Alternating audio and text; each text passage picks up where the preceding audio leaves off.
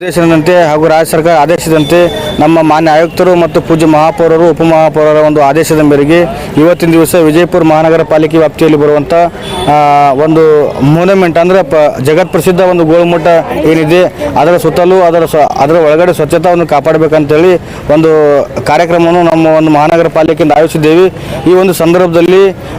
ನಾವು ನಾಗರಿಕರಿಗೆ ನಮ್ಮ ವಿಜಯಪುರ ನಗರದ ಒಂದು ನಾಗರಿಕರಿಗೆ ಏನು ವಿನಂತಿ ಏನು ಮಾಡೋಕ್ಕೆ ಇಚ್ಛೆ ಮಾಡ್ತೇವೆ ಅಂತಂದರೆ ಈ ಒಂದು ಸ್ವಚ್ಛತೆಯಲ್ಲಿ ತಮ್ಮದು ಕೂಡ ಪಾತ್ರ ಬಹಳ ಮಹತ್ವ ಇದೆ. ಏನು ನಮ್ಮ ಒಂದು ಪ್ರಧಾನಮಂತ್ರಿಗಳು ಸ್ವಚ್ಛತೆ ಕುರಿತು ಏನು ಕೆಂಪುಕೋಟೆ ಮೇಲೆ ಹೇಳಿದ್ರು ಏನು ಇದ್ರಾಗ 2014ರಲ್ಲಿ ಅದು ನಾವು ಪ್ರತಿಯೊಬ್ಬರು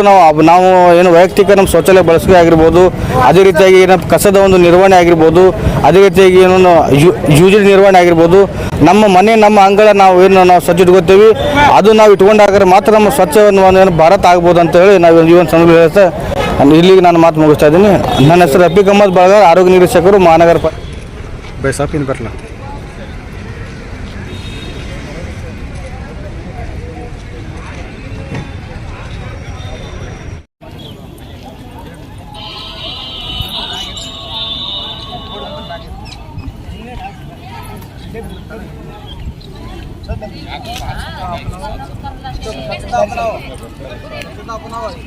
ನೀವು ಸ್ವಚ್ಛತಾ बनाओ बीमारी हटाओ तो स्वच्छता अपना बीमारी बनाओ स्वच्छ भारत स्वस्थ भारत स्वच्छ भारत स्वस्थ भारत बीमारी हटाओ स्वच्छ भारत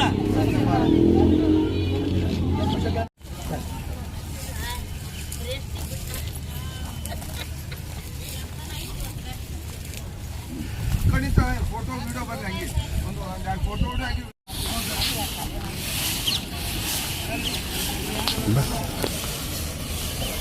ಅವನ ಕೈ ಮಾಡಿ ಬಾಬಾ